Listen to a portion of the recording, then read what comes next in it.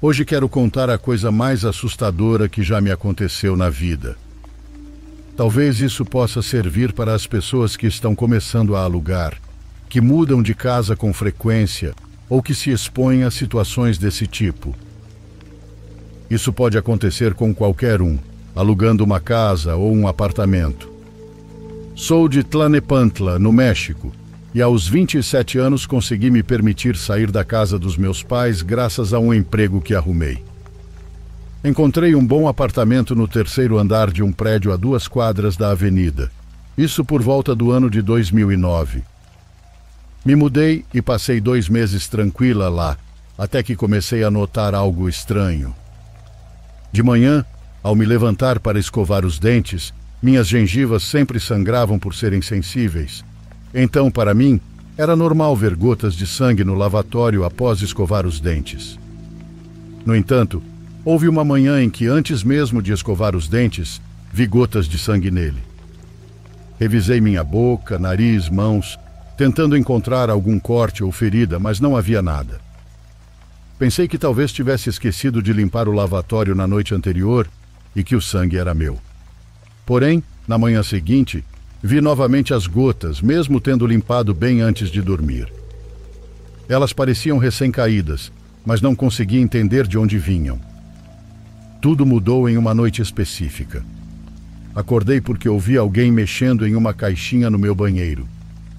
Preciso mencionar que eu morava completamente sozinha, e me levantar foi um erro, porque poderia ser um ladrão.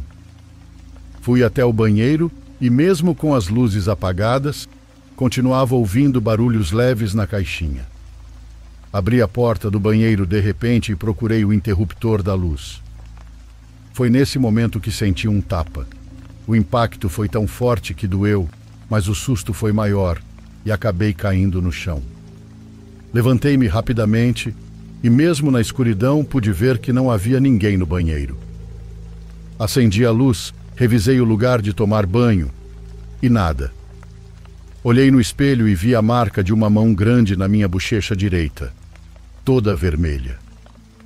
Tremendo de medo, liguei para uma amiga que morava a cerca de 10 minutos dali, e ela veio passar a noite comigo. Quando ela chegou, viu minha bochecha vermelha. Apesar do medo, eu não queria sair do apartamento. Minha amiga também estava assustada, mas ficou comigo. Na manhã seguinte, acordei e vi Alice dormindo ao meu lado. Quando olhei melhor, percebi que ela estava com os olhos abertos, me olhando, mas sem se mover. Comecei a sacudi-la, perguntando o que estava acontecendo, até que ela soltou um suspiro profundo. Sentou-se na cama e me contou, ofegante, que tinha passado cerca de 1 hora sem conseguir se mover. Ela disse que ouviu um homem falando com ela no corredor e por isso acordou. Depois comentou que, durante aquele estado, ouviu alguém entrar e sair do banheiro. Na segunda vez que ouviu a porta, escutou o homem chamá-la pelo nome. Nós duas levantamos com a luz da manhã e fomos ao banheiro. Procuramos por algo, mas o espaço era pequeno e não tinha muitos lugares onde alguém pudesse se esconder. Minha amiga acabou por subir em cima da privada e olhou por cima do armário com o espelho. Foi quando me perguntou: "Selena, isso é seu?" Ela segurava uma caixinha pequena, verde esmeralda, que parecia um porta-joias. Peguei a caixa e disse que não era minha.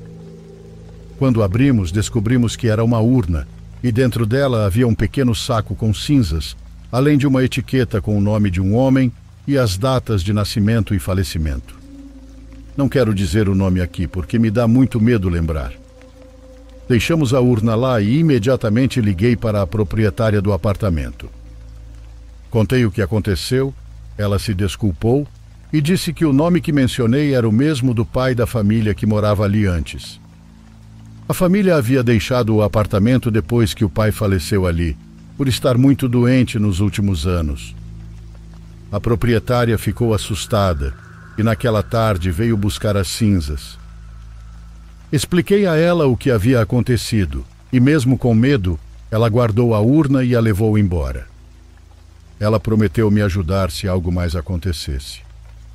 Apesar de continuar com medo e de não conseguir mais ficar tranquila no escuro, nada assim voltou a acontecer. Talvez o homem só quisesse que encontrássemos as cinzas dele, mas não consigo entender por que me deu um tapa. Muitas perguntas ficaram, mas agradeço por não ter vivido mais experiências desse tipo.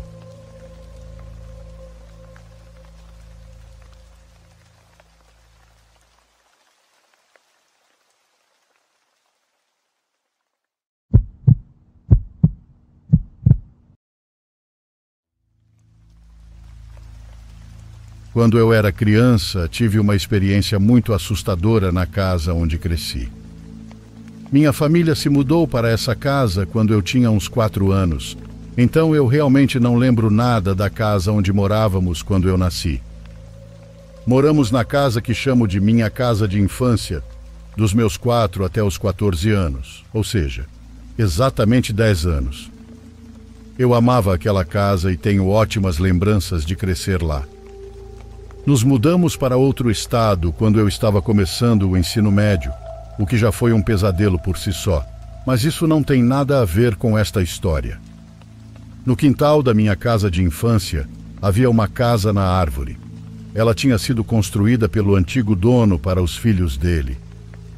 Acredite ou não, quando meus pais viram a casa, um dos fatores que os fez comprá-la foi justamente o quintal e sua natureza amigável para crianças, já que seria ótimo para mim e para meu irmão mais velho. Meu irmão Thomas é 2 anos mais velho que eu, então ele tinha 6 anos quando compraram a casa, e aparentemente nós dois ficamos muito empolgados com a ideia da casa na árvore, segundo meus pais. Meu irmão e eu brincávamos lá com amigos que fizemos ao longo dos anos, mas com o passar do tempo, fui parando de brincar ali. Aos 12 anos, eu obviamente já não brincava mais na casa na árvore.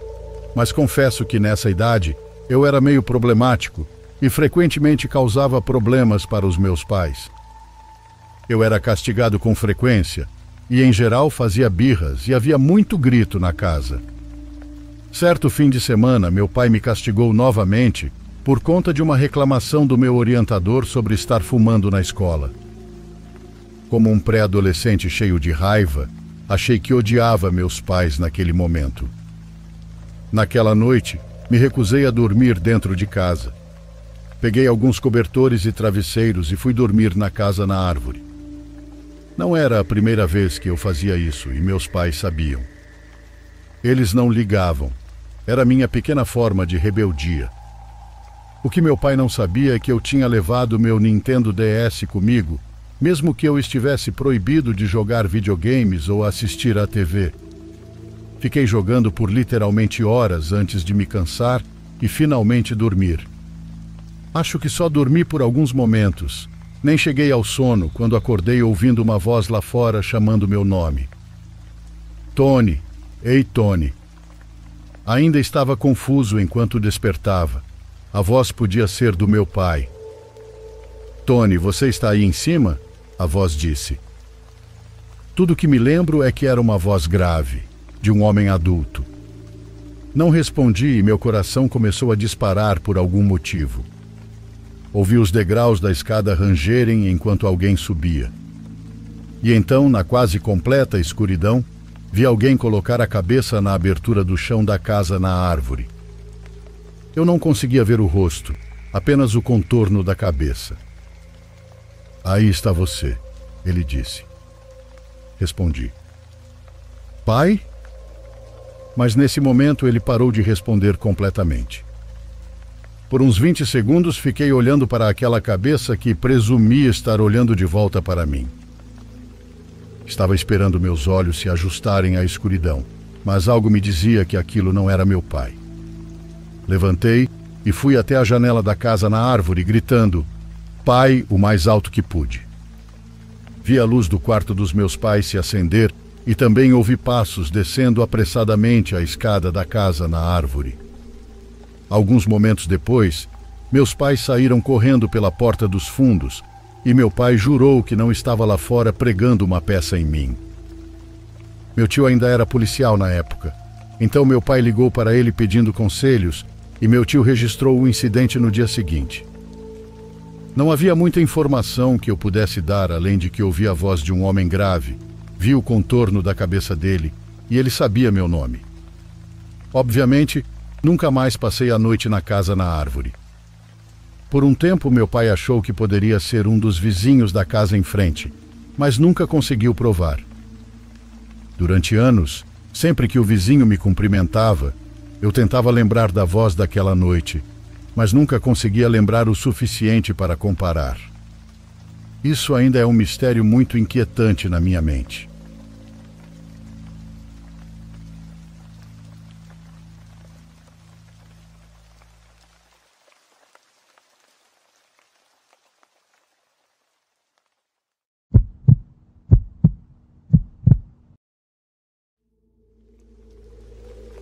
Nasci e cresci em uma pequena comunidade rural no estado de Minas Gerais. Naquele tempo não havia muitos moradores, mas com o passar dos anos a população cresceu, assim como os problemas de diferentes tipos. Meus pais adquiriram o terreno ainda jovens e aqui sempre vivemos. Apenas um dos meus irmãos já faleceu e essa história é sobre ele. Meu nome é Marcos Bronze. Tenho 48 anos e sempre trabalhei no campo. Tenho minhas terras de cultivo e, graças ao meu pai, estudei longe da comunidade. Sou engenheiro agrônomo e cuido não apenas das terras da minha família, mas também das dos vizinhos e amigos deste lugar. Atrás da casa dos meus avós há um pomar com diversas árvores frutíferas, que cuido com muito carinho. Esse pomar pertencia ao meu irmão Miguel. Miguel era o mais velho entre os irmãos. Ele gostava muito de plantar árvores frutíferas, e aos 13 anos meu avô, que já faleceu, lhe cedeu uma parte do terreno para cultivar cítricos e outras frutas. Ele tinha mãos abençoadas, pois tudo o que plantava prosperava. Minha mãe dizia que se ele jogasse sementes nas pedras, elas cresceriam. Naquela época eu tinha apenas 6 anos, então minhas memórias com ele são vagas, embora me lembre de o acompanhar de manhã cedo para regar as árvores. Para ir à escola, era necessário caminhar cerca de 1h30. Poucas pessoas tinham carro, e quem tinha gentilmente levava as crianças ao povoado vizinho. Porém, quem não conseguia lugar precisava ir a pé. As aulas eram pela manhã, e meu avô ajudava a cuidar do pomar enquanto Miguel ia para a escola. As próximas partes dessa história foram contadas pelo meu avô, pois meus pais e irmãos mais velhos evitam falar sobre isso. Faltava pouco para as férias escolares quando Miguel começou a apresentar um comportamento estranho. Ele estava mais calado e suas notas começaram a cair. Além disso, passou a ter pesadelos constantes. Durante a noite gritava, pedindo que meu pai não deixasse a mulher de preto levá-lo. Meu pai sempre foi um homem bravo, mas tentava acalmá-lo, garantindo que não havia ninguém ali. Minha mãe e minha avó começaram a levá-lo para ser tratado por Dona Guaraci, uma curandeira que morava ali, mas era de outro estado que não me lembro. Ela dizia que ele estava com as tripas grudadas no espinhaço, uma expressão usada para descrever o impacto de um grande susto. Apesar de melhorar do sono, Miguel continuava emagrecendo e sentindo dores no peito. Suspeitaram do calor intenso, então meu pai começou a levá-lo à escola de carroça, mas isso não resolveu. Certa manhã, enquanto regava o pomar, Miguel perguntou ao meu avô se ele via a senhora que caminhava entre as árvores de laranja. Meu avô não viu nada, mas Miguel disse que já a observava há mais de um mês. Ele tentava alcançá-la, mas ela sempre caminhava rápido. Miguel a chamou de a Dama do Pomar, pois não sabia quem ela era. Uma semana depois, ele foi para a escola a pé com outras crianças.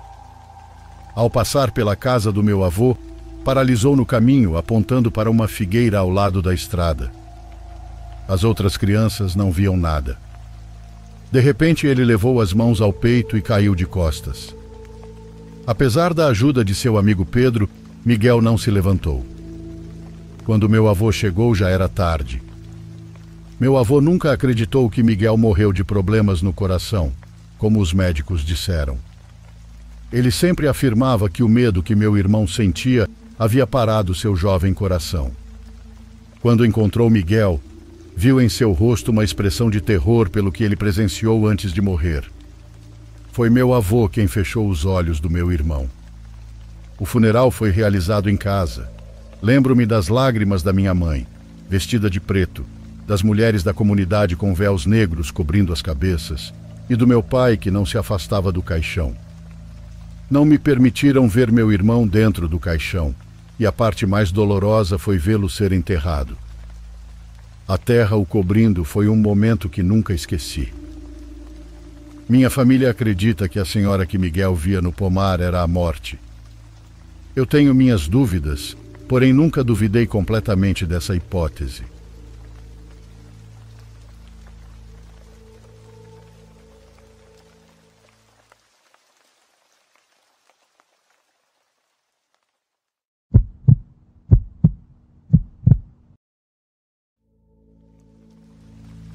Há alguns dias fomos acordados pelos gritos da senhora da casa em frente à nossa. Ela gritava do balcão pedindo ajuda, dizendo que alguém havia invadido sua casa. Os vizinhos, incluindo meu pai, saíram para ver o que estava acontecendo. Nós observávamos pela janela e ficamos surpresos quando ela disse que era uma menina. A senhora afirmava que uma menina tinha entrado em seu quarto, se escondido debaixo da cama, e que ela estava com tanto medo que havia corrido para o balcão e não conseguia voltar para dentro. Os vizinhos começaram a achar que ela estava passando por algum tipo de crise ou delírio, e ninguém se atreveu a entrar na casa. Decidiram esperar a polícia, que ao chegar, também não entrou imediatamente, aguardando a chegada dos paramédicos. Apesar dos gritos de socorro da senhora, os policiais só entraram na casa depois que os paramédicos chegaram. Ela continuava insistindo que a menina estava lá, debaixo da cama. Finalmente eles entraram e conseguiram acalmá-la. Parecia que ela estava tendo um ataque de pânico. Não sei o que deram para tranquilizá-la, mas a colocaram em uma maca e a levaram para uma avaliação. Depois disso, os vizinhos voltaram para suas casas e tudo ficou em silêncio novamente. Estávamos quase voltando para a cama quando notei que a luz do quarto da senhora parecia estar piscando, como se algo estivesse em curto. Chamei minha mãe para olhar e quando ela veio, a luz já tinha parado de piscar, mas vimos que a cortina se mexeu muito levemente. A casa estava escura, mas conseguimos ver claramente, muito claramente, que alguém estava espiando pela janela. Era uma menina. Pelo tamanho e pelo cabelo longo, era evidente que era uma criança, embora não pudéssemos distinguir o rosto dela. Já se passaram 3 dias e a senhora ainda não voltou. Não sei se devo contar ou como contar que ela estava certa, que havia realmente alguém no quarto dela.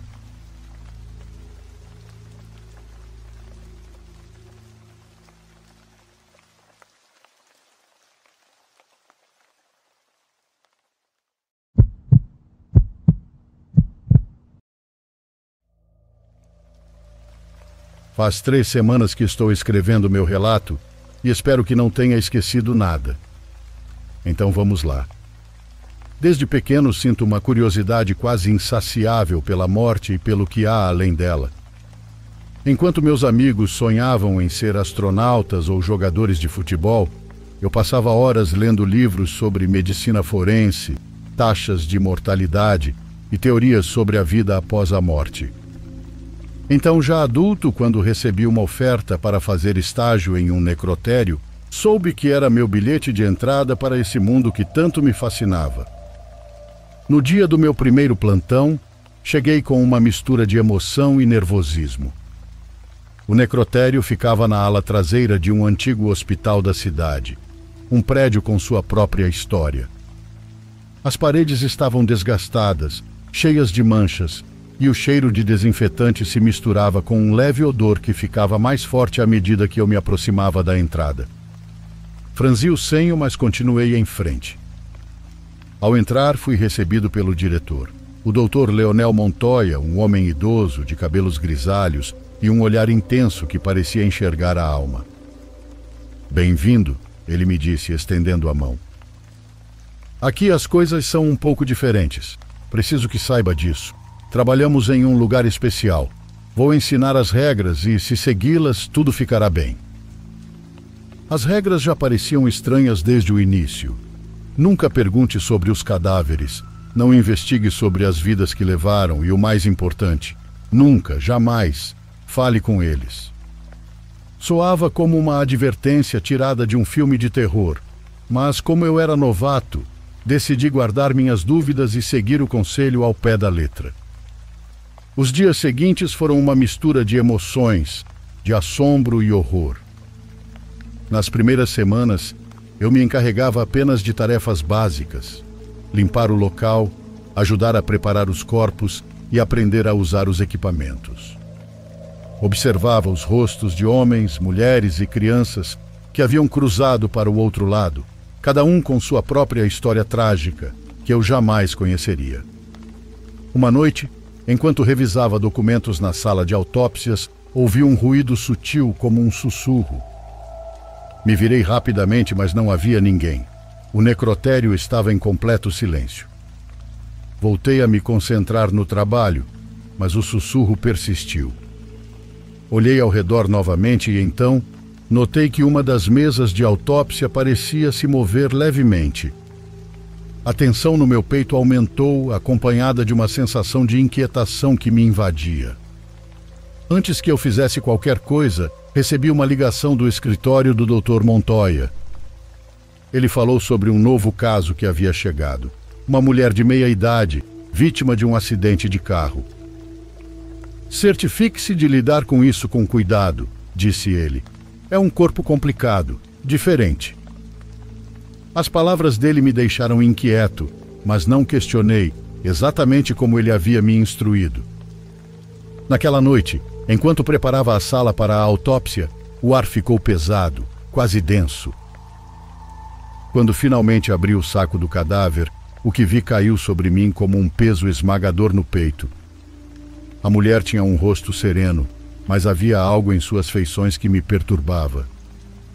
Seus olhos estavam semicerrados, como se olhassem para um abismo no qual eu nunca gostaria de cair. Enquanto iniciava o procedimento, pode parecer coisa da minha cabeça, mas ouvi um leve murmúrio. Não era exatamente um sussurro, mas uma voz clara que parecia vir de todas as direções ao mesmo tempo. Me ajude. Meu coração deu um salto. Olhei ao redor, mas o necrotério continuava em silêncio absoluto. Voltei a focar no corpo, tentando me convencer de que minha mente estava pregando peças em mim. Mas como se aquilo que estava comigo não quisesse que eu ignorasse sua presença, o ambiente mudou drasticamente. A temperatura caiu e a voz voltou a ressoar, desta vez mais forte. Me ajude. Foi então que vi os olhos da mulher se abrirem de repente, mostrando um vazio profundo. Com o coração disparado como nunca antes, dei um passo para trás. Apesar de amar o terror, minha mente ainda era incapaz de processar o que estava acontecendo. O que você quer de mim? O que você é?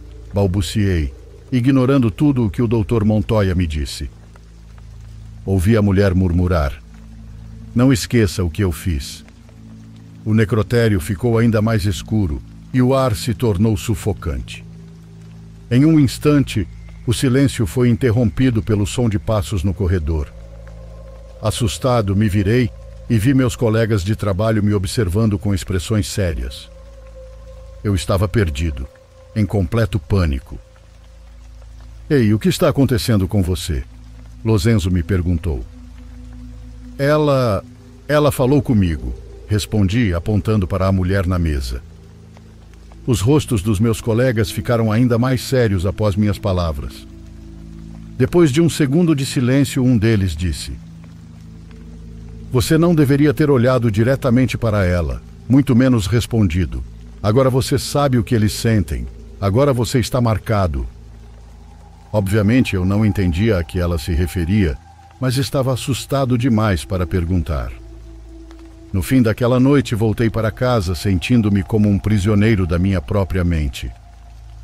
As palavras da mulher ecoavam na minha cabeça, e a imagem dos seus olhos me perseguia. Tentei dormir, mas toda vez que fechava os olhos, via seu rosto e ouvia suas palavras. Não se esqueça do que eu fiz. Com o passar dos dias, que se transformaram em semanas, meus colegas começaram a notar uma mudança em mim. Eu estava mais distante, pois cada vez que eu chegava, um pânico automático tomava conta de mim. As regras ou o aviso do doutor haviam se tornado tão reais que apenas pensar neles me apavorava. As noites se tornaram intermináveis. Sim, os murmúrios eventualmente desapareciam, mas sempre acabavam voltando, ressoando na minha cabeça.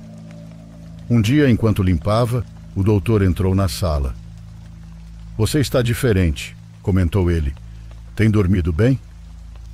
Eu o ignorei e continuei limpando, mas sabia que não poderia esconder por muito tempo a tormenta que havia dentro de mim. Então, algo inesperado aconteceu. Um novo corpo chegou, o de um jovem. Enquanto o preparava, senti uma presença esmagadora que nublava minha mente. Sem pensar, me aproximei, notando que, assim como a mulher, o jovem tinha os olhos entreabertos. Em um ato impulsivo, toquei sua mão fria, e naquele instante o silêncio da sala foi rompido por gritos, uma mistura de vozes que ecoaram por todos os lados. "Não faça isso!" O corpo tremeu, e fui empurrado para trás por uma força invisível. Foi nisso que ouvi outra voz. "Ajuda, mãe! Não estou pronto!" O horror da situação me envolveu. Era completamente real, não apenas uma criação da minha mente descontrolada. Eu sabia que os mortos haviam começado a se comunicar comigo. Olhei desesperadamente para a saída enquanto ouvia os lamentos dos corpos que deixei para trás. Ao atravessar os corredores escuros, senti os olhares dos meus colegas cravados em mim. Ao sair, acreditei que meu tormento havia terminado. Nada mais distante da verdade, pois agora suas vozes me acompanham aonde quer que eu vá. Decidi deixar o trabalho pensando que a distância acalmaria os ecos que ressoavam na minha mente, mas toda vez que tento esquecer, as lembranças voltam em ondas que me atingem noite após noite. Não se esqueça do que eu fiz. Essa frase se tornou um mantra para mim, um aviso que nunca poderei ignorar. Quando menos espero, nas noites mais silenciosas, me encontro falando com eles, e as sombras parecem responder da escuridão do meu quarto. Agora sei que a verdade é perigosa, e que há coisas que é melhor deixar no esquecimento.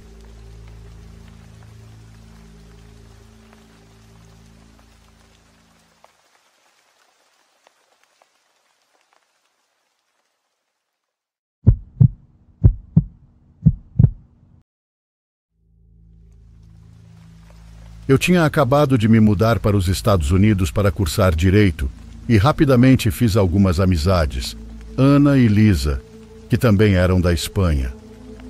Estávamos nos divertindo muito e em setembro de 2023 decidimos que faríamos uma exploração e optamos por fazer uma viagem ao Canadá.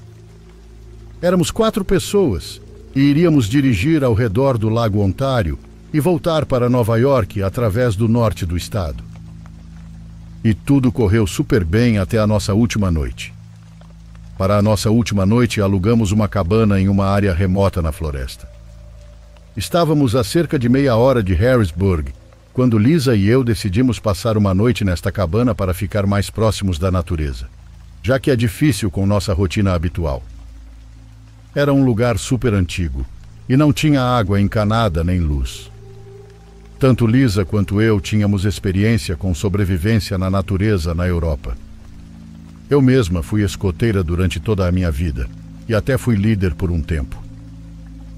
Nossas outras 2 amigas eram, por mais que eu as amasse, garotas urbanas de raça pura. Elas não tinham praticamente nenhuma experiência em acampar ou em estar em um local onde não havia sinal de telefone, como era o caso desta cabana.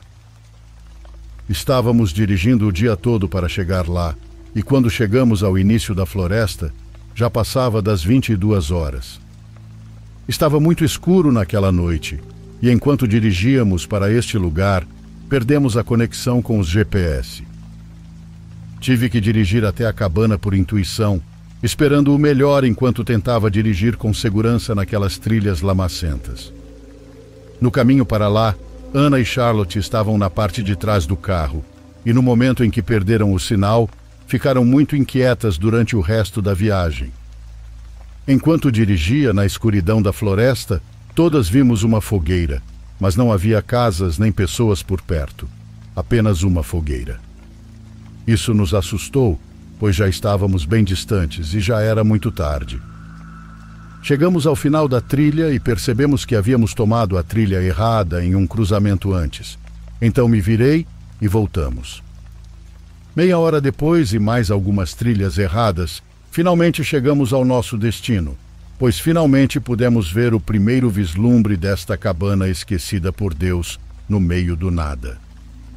Para vocês terem uma ideia de quantos anos tinha, o banheiro era de madeira e ficava fora da cabana. Para ajudar, estava chovendo, e Ana e Charlotte definitivamente não estavam com vontade de sair do carro e entrar em uma cabana sem luz.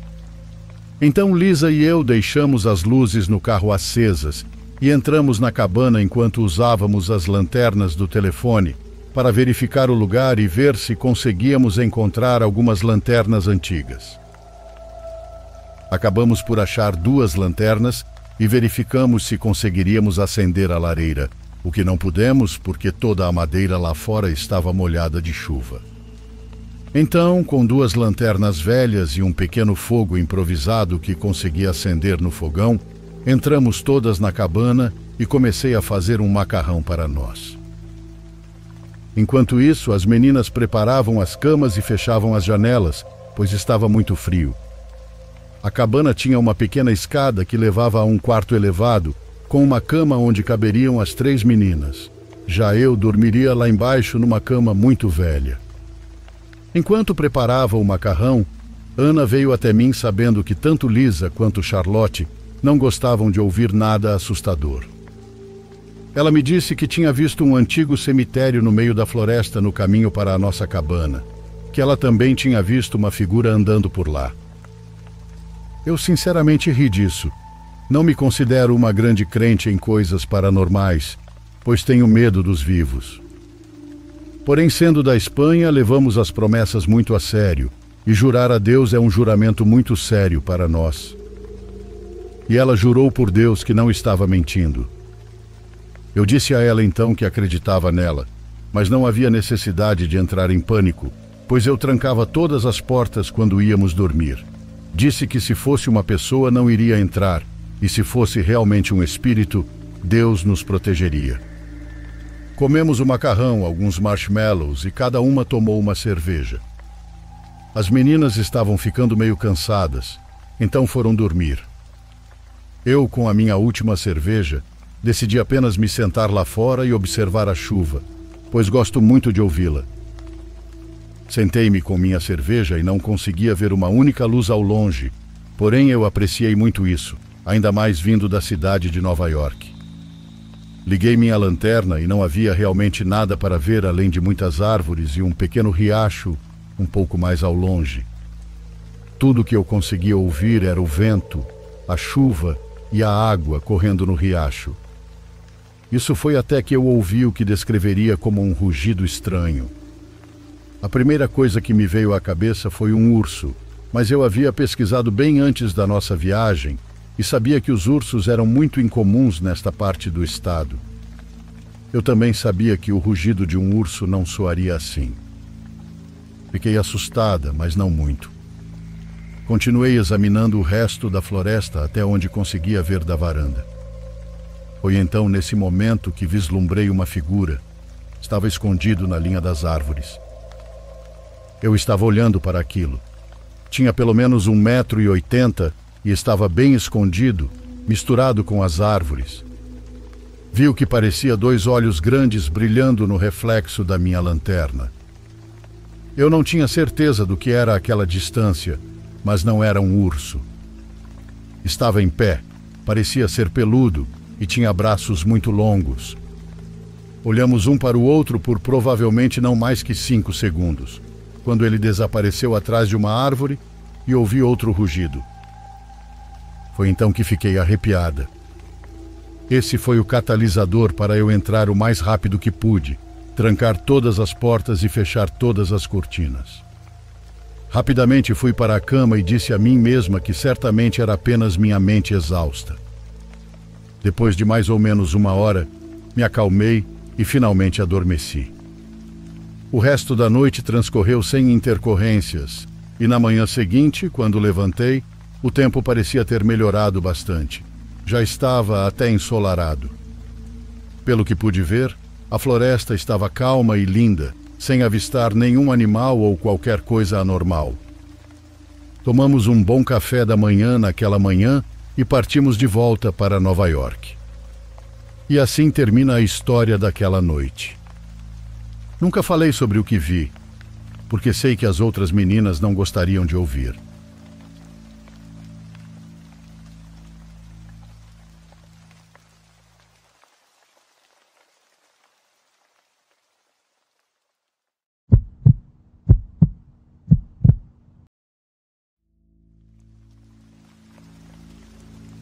Me chamo Lucinda, sou colombiana, mas vivi toda a minha vida no México.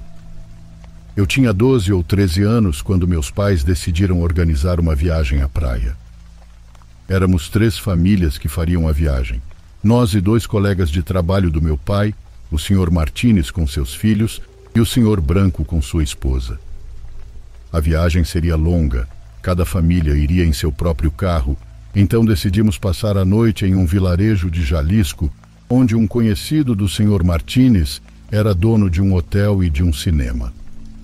Toda a viagem foi muito bonita, mas o que nos interessa aconteceu no nosso retorno, quando troquei de lugar com o filho do Sr. Martínez para que ele viajasse com meus irmãos no carro do meu pai e eu viajasse com sua irmã, assim todos poderíamos brincar e conversar durante o trajeto. Decidiram dirigir à noite sem parar. Apenas fizemos uma pausa para comer, mas infelizmente mais à frente a senhora Martínez não se sentiu bem com o que comeu. Sinalizamos para os outros carros seguirem adiante e seu marido decidiu desviar para um vilarejo onde conheciam alguém. Era urgente, a senhora precisava usar um banheiro. Minha amiga estava dormindo quando desviamos para a casa de seus conhecidos e não acordou apesar do alvoroço. "Quer ir ao banheiro?" me perguntou rapidamente a senhora enquanto descia do carro às pressas. Eu assenti e corri atrás dela enquanto seu marido me gritava para ter cuidado. Lembro que já era tarde quando chegamos àquele lugar. O céu já estava escurecendo. A senhora bateu na porta gritando: "Madrinha Jovita, é a Terê. Abra a porta." Logo apareceu uma senhora já muito idosa. Ela estava muito assustada, mas sua afilhada explicou que não havia nada de errado, apenas precisava usar o banheiro com urgência. A velhinha sorriu e se afastou. "Você já sabe onde fica", disse ela. Rápida como uma flecha, a senhora Terê desapareceu no fundo da casa, enquanto a velhinha me levou para dentro, acreditando que eu era filha de sua afilhada, e me sentou à mesa onde me ofereceu um pão doce e café. Claro, aceitei. Nunca digo não a um pão doce. Enquanto a senhora desaparecia na cozinha, ouvi um som no corredor ao lado da sala de jantar. Óbvio, naquela idade eu era muito curiosa, então caminhei até lá e pude ver uma mulher ao fundo, a uns 3 ou 4 metros de distância. Ela estava sorrindo, mas com os olhos fechados, bem apertados, e fazia gestos para que eu me aproximasse. Quando criança, eu nunca fui desconfiada, mas aquilo me deu muito medo. A mulher estava muito suja, com o cabelo branco todo bagunçado. Achei que fosse uma bruxa. Estava prestes a correr para longe quando a senhora Jovita saltou por trás de mim e fechou a porta de madeira que dava para o corredor. Eu já disse muitas vezes para não se aproximarem da minha filha. Ela está doente. Me repreendeu e me levou de volta à mesa, onde já estavam vários pães prontos. No entanto, não pude provar nenhum, pois a senhora Terê apareceu e me levou rapidamente para usar o banheiro. Quando saí, nos despedimos e voltamos para o carro. Eu me encolhi e fechei os olhos, mas não conseguia dormir. Quando era pequena, gostava de fechar os olhos e imaginar o que estava ao meu redor, especialmente durante viagens de carro. Foi então que ouvi uma das conversas mais horríveis que já presenciei na vida. A menina viu Maria, sussurrou a senhora Terê. Como assim? Não era para ela estar trancada no quarto o tempo todo? Ela já está curada? Perguntou seu marido. Não, ela ainda está doente. Não sei como aconteceu. Quando saí do banheiro e fui procurá-las, vi minha madrinha fechando a porta do corredor e Lucinda estava lá, parada, e Maria no fundo, fora do quarto. Minha madrinha disse que às vezes ela sai para procurá-la quando demora a voltar, mas não abre os olhos e não se afasta muito. Faz anos que não as via. Me dói ver o quanto estão envelhecidas. Mas Maria tem a sua idade, não é? Perguntou o senhor. Sim, mas desde que aquilo aconteceu, seu cabelo ficou branco. Alguma vez souberam bem o que aconteceu com ela? Não, até hoje ninguém sabe. A senhora Terê começou a relembrar como Maria adoeceu. Ela era uma jovem muito inteligente que anos atrás decidiu estudar na capital. Não me lembro em qual curso, mas disseram que era uma excelente aluna, com a melhor média da turma, séria e muito responsável. Ela morava em uma casa para moças. Não tinha amigos e reclamava que seus colegas zombavam dela por ser tão estudiosa e tímida. Então, quando finalmente a convidaram para uma festa, não hesitou em ir, escapando de sua residência. Foi na festa que algo aconteceu. O padrinho da senhora Terê investigou depois, perguntando aos colegas, professores e à responsável. Assim souberam um pouco do que aconteceu. Era a festa de formatura de uma turma mais velha. O normal, jovens ouvindo música, dançando, bebendo. Alguém conseguiu emprestar uma casa abandonada no centro, sem luz, sem móveis, bastante sinistra. Conseguiram lâmpadas, velas, um toca-discos de manivela e pronto. Isso parecia muito divertido, especialmente porque só haveria jovens. Nenhum professor ou pai de família estaria presente. Já tarde da noite, alguém apareceu com uma tábua Ouija e, por conta do álcool, todos decidiram jogar. Dizem que Maria não estava se divertindo. Ela não bebia e ficou aterrorizada ao ver aquilo. Mas como todos passariam a noite lá e ela nem sabia como voltar para casa, teve que participar do jogo. Alguns disseram que o rapaz da Ouija a movia para assustar as pessoas, outros que era real. Mas todos concordam que durante o jogo ouviram gemidos e batidas no andar de cima, onde supostamente não havia ninguém, pois a escada estava em tão mau estado que não podia ser usada. Houve um tumulto. Vários jovens correram assustados e saíram da casa. Outros se trancaram em um quarto. Maria estava com eles. O padrinho encontrou algumas meninas que estavam naquele quarto com Maria. Elas disseram que ela estava rezando e chorando com os olhos fechados. Depois pareceu adormecer em um canto. Quando os gemidos aumentaram, todos decidiram sair, então foram acordá-la, mas ela não respondeu. A deixaram lá, em um quarto escuro. Juram que ela estava sozinha, que ninguém mais estava na casa. Na manhã seguinte, o dono do toca-discos foi buscá-lo e encontrou Maria junto à porta de entrada, com o cabelo cortado, o rosto arranhado, as mãos ensanguentadas. Ela tinha arrancado as unhas arranhando a porta, mas esta estava aberta, não tinha trancas. Imediatamente chamaram uma ambulância e ela foi atendida. Quando Maria acordou, começou a gritar, histérica. Cobria os olhos, chorava e pedia que os afastassem, que a ajudassem, que não a deixassem ser levada. No hospital mantinham-na sedada, porque ao abrir os olhos ela ficava muito agitada. O padrinho a tirou de lá à força com uma arma, porque queriam interná-la no manicômio. Diziam que estava louca. E talvez estivesse, mas seus pais não queriam que a internassem. Maria parou de abrir os olhos e de falar. Com o tempo conseguiu falar um pouco com a mãe para pedir que tirasse todos os espelhos da casa e depois os vidros.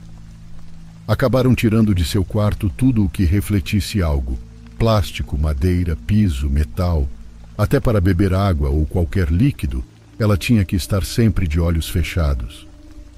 Ver os olhos de outra pessoa também a fazia entrar em crise, então simplesmente parou de fazê-lo. O que ela via ou o que vê nos reflexos? Por que isso? Por que a aterroriza tanto? Não entendo até hoje, perguntou o Sr. Martínez à sua esposa. Ninguém entende. Só podemos imaginar o que ela vê. Minha madrinha acha que pode haver demônios. Meu padrinho, que Deus o tenha, acreditava que alguém abusou dela e que tudo era um trauma pelo que sofreu, disse a senhora Terê. Eu ouvia aterrorizada, imaginando que coisas horríveis aquela mulher poderia ver nos espelhos. Comecei a chorar e os senhores Martínez ficaram em silêncio.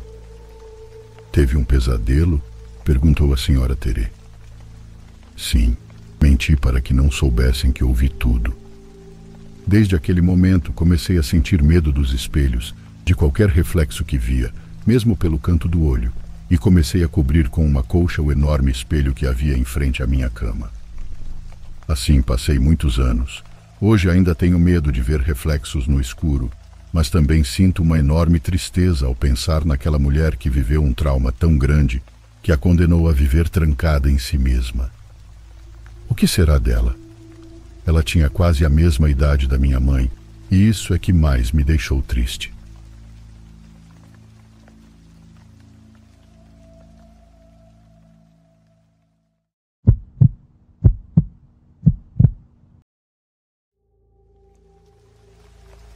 Eu estava acampando em Utah para uma pequena escapada de fim de semana. Realmente não era nada de especial. Eu tinha subido até um pequeno lago e só ia ficar lá por uma noite. Quando cheguei, estava mais cheio do que eu esperava. Quero dizer, havia 2 grupos perto da praia, então não estava lotado de pessoas nem nada, mas definitivamente não estava tranquilo também. Por volta das 5, no entanto, ambos os grupos começaram a arrumar suas coisas, e dentro de 1 hora eles deixaram a área. Com apenas 1 hora de luz do sol sobrando e a praia só para mim, eu rapidamente troquei de roupa, coloquei meu maiô e pulei no lago. Fiquei lá por uns 10 minutos, não por muito tempo, quando olhei de volta para o acampamento. A floresta estava calma e o sol se pondo por trás das árvores, mas além da praia, um pouco dentro da floresta, uma pessoa estava me observando. Estava longe demais para eu ver muitos detalhes, mas era definitivamente um homem, e ele estava definitivamente olhando para mim. Assim que percebi que ele estava me observando, ele virou a cabeça e caminhou mais para dentro das árvores. Foi assustador demais para não me deixar um pouco nervosa. Mas pensei que talvez era apenas um cara de um dos grupos que talvez tivesse esquecido algo. O jeito como ele estava simplesmente parado lá, olhando diretamente para mim, ainda era muito perturbador. Eu voltei para a praia e fui para minha barraca. Me enxuguei e fiquei alerta, escaneando a floresta em busca daquele homem. Preparei uma pequena refeição e continuei olhando ao redor procurando por ele. 1 hora inteira se passou e não houve mais avistamentos, então imaginei que estava tudo bem. Fiquei acordada até tarde, pelo menos umas 2 horas depois do pôr do sol, principalmente olhando para as estrelas e descansando. Pode parecer chato só ficar sentada lá, mas na verdade é muito agradável. Depois de um tempo, entrei na minha barraca e deitei no meu colchão de dormir. A caminhada até lá deve ter me cansado porque adormeci rapidamente. Assim que acordei, me senti estranha.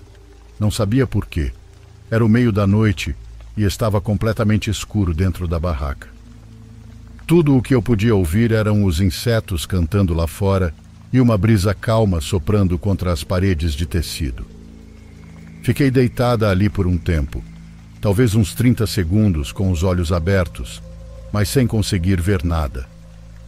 Então meus olhos começaram a se ajustar um pouco. Eu conseguia ver contornos fracos das coisas dentro da minha barraca, e enquanto movia os olhos ao redor, eles caíram sobre o zíper. A aba da barraca estava aberta, e entre a abertura havia uma forma. Eu devo ter olhado para aquilo por uns 5 segundos, enquanto meu coração disparava, antes que minha visão se tornasse clara o suficiente para eu distinguir um par de olhos olhando para os meus.